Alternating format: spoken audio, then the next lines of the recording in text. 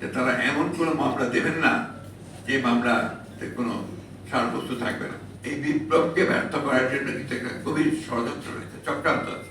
বহুদলীয় গণতন্ত্রের পুরো প্রবর্তক, সমৃদ্ধ বাংলাদেশের উপকার শহীদ প্রেসিডেন্ট জিয়া রহমান বীর উত্তমের হাজারে জিয়ারত করা হবে, শ্রদ্ধা জানানো হবে, পুষ্পাঞ্জলি অর্পণ করা হবে। এটা এরপরে আপনার দুপুরের পরে বাদ আসর সারা দেশেই আপনার দোয়া মাহফিল অনুষ্ঠিত হবে। সেই দোয়া মাহফিলে আপনার এরপরে আমাদের আলোচনা হয়েছে আপনার সামগ্রিক রাজনৈতিক যে পরিস্থিতি আছে সেই পরিস্থিতি নিয়ে আলোচনা হয়েছে এবং আপনার উপদেষ্টার ভাষণের উপরে আলোচনা হয়েছে।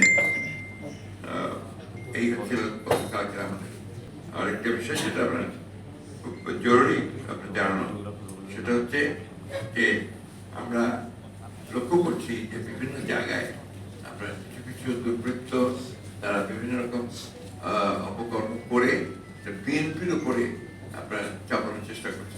আমরা খুব স্পষ্ট ভাষায় বলে দিতে চাই, আগেও বলছি আবারও বলছি যে কোন রকম দুর্বৃত্তায়নের সঙ্গে বিএনপি বা বিএনপি অঙ্গ সংগঠনের নেতাকর্মীরা জড়িত নয়।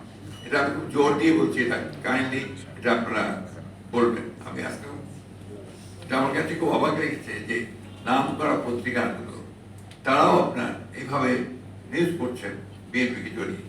এটা আমি মনে করি সমীচীন নয়। একজন দুজন ব্যক্তি বা কোনো ব্যক্তিরা যদি তারা এটার কোনো অপকর্ম করে, বিএনপির ব্যানার দিয়ে তো করে না, ব্যক্তিগতভাবে করে যদি করতে থাকে, এবং সাথে সাথে এগুলোর বিরুদ্ধে ব্যবস্থা নেওয়া হচ্ছে। আপনারা নিশ্চয়ই দেখেন পত্র পত্রিকা গেছে আমাদের প্রায় 56-57 জন নেতা যারা জড়িত ছিল কর্মী, তাদের বিরুদ্ধে কিন্তু সাংগঠনিক ব্যবস্থা নেওয়া হয়েছে, তাদের দল থেকে বহিষ্কার করা হয়েছে। এই জিনিসটা আমি অনুরোধ করবো, এই জিনিসটা আপনারা অবশ্যই একটু মানে আপনাদের পত্রিকা বা আপনাদের চ্যানেলের মধ্যে এটা একটু মাথায় নেওয়ার জন্য আমি অনুরোধ করবো। আরেকটা জিনিস আমি অনুরোধ করবো ল এনফোর্সিং এজেন্সিদের কাছে, এটা এবং আমার দলের শুধু না সব মানুষেরই কাছে, যে ঢালাও মামলা দেওয়া হচ্ছে এবং আপনার যে কোনো মানুষের বিরুদ্ধে শত্রুতা থাকলেও মামলা দেওয়া হচ্ছে।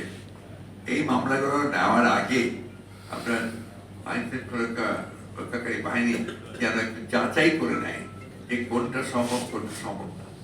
প্রাথমিক যে তদন্ত সেটা করা দরকার। তা না হলে একটু ব্যক্তিগত সূত্র থাকলে তার নাম দিয়ে দেওয়া হচ্ছে। দেখা যাচ্ছে সেই কথায় আপনার খাগড়াছড়িতে কোনো ঘটনা ঘটেছে, সেটার মামলা দিয়ে দিচ্ছে আমরা গোটা দেশের নেতাদেরকে কেন্দ্র করে। এটা একটা বিরূপ ঘটনা ঘটছে। আমি মনে করি যে এটা আপনার একেবারেই বন্ধ হওয়া দরকার।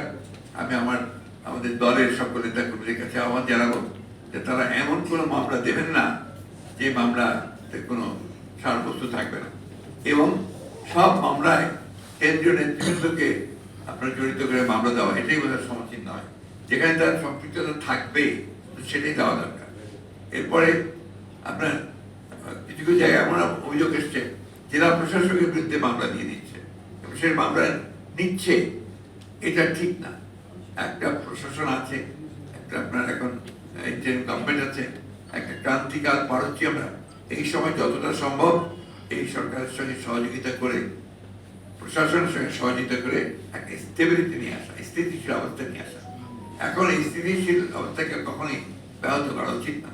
এটা আমরা আহ্বান জানাবো যে আমাদের দল, কর্মী, নেতা কর্মী, অন্যান্য দলের নেতা কর্মী, একই সঙ্গে জনগণ যেন আপনার এই বিষয়গুলো অবশ্যই বিরত থাকেন এবং যেটা সত্য সেটাই শুধুমাত্র তারা মামলা করে নিয়ে আসে।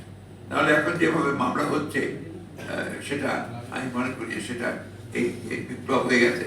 এই বিপ্লবকে আপনারা সংহত করবে না।